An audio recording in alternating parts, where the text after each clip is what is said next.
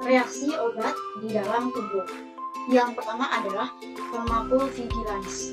Pharmacovigilance atau pengawasan merupakan suatu kegiatan untuk mengawasi, mengidentifikasi pasca pemasaran, di mana bertujuan untuk mengidentifikasi dan mengukur resiko yang terkait dengan penggunaan suatu obat, sehingga berkontribusi untuk lebih memahami karakteristik yang paling penting dari reaksi obat yang merugikan atau yang disebut dengan ADR.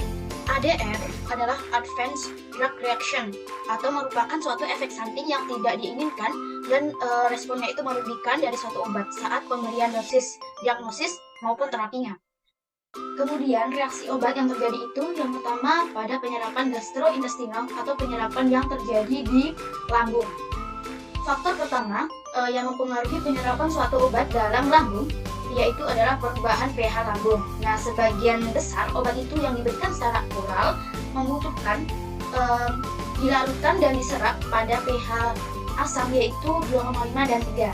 Sehingga obat yang dapat meningkatkan pH lambung yaitu antasida, PPI, dan antagonis H2, di mana antasida ini termasuk misalnya aluminium bikarbonat, natrium bikarbonat, PPI termasuk contohnya omeprazol, esomeprazol, pantoprazol, dan H2 misalnya ranitidin, di mana dia ini meningkatkan pH pada lambung, sehingga untuk obat yang dikonsumsi bersamaan dengan obat ini, maka bioavailabilitas obatnya akan menurun, contohnya cefpodoxim dan agen anti jamur. Agen anti jamur ini membutuhkan lingkungan asam agar larut dengan baik. Oleh karena itu, pemberian bersamaan dengan obat yang dapat meningkatkan pH lambung dapat menyebabkan penurunan baik di solusi maupun penyerapan obat anti jamur ini sendiri. Oleh karena itu, antasida atau antikolinergik atau PPI dapat diberikan setidaknya 2 jam setelah pemberian agen anti jamur. Jadi kita beri jeda 2 jam.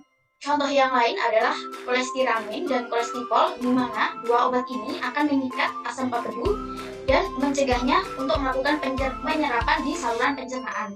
Tetapi mereka juga dapat mengikat obat lain, terutama obat asam, yaitu misalnya warfarin. Oleh karena itu, interval antara pemberian kolestiramin dan kolestipol itu dan obat lain mungkin selama diberi jeda sebanyak 4 jam. Kemudian yang kedua adalah modulasi usus PGP.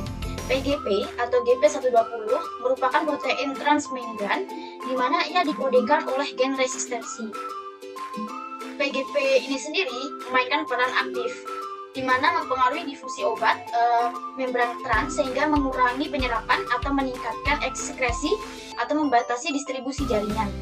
Oleh karena itu, pemberian obat yang mampu merangsang untuk menghambat aktivitas dari PGP ini, di mana dia dapat menginduksi perkembangan dari interaksi antara obat atau dia menghambat interaksi antara obat, sehingga menyebabkan bioavailabilitas obat yang sulit untuk diserap itu menjadi meningkat.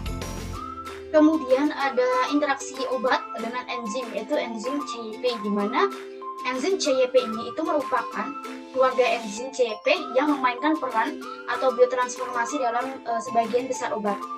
Induksi enzim CYP atau penghambatan enzim CYP ini dipengaruhi oleh beberapa faktor.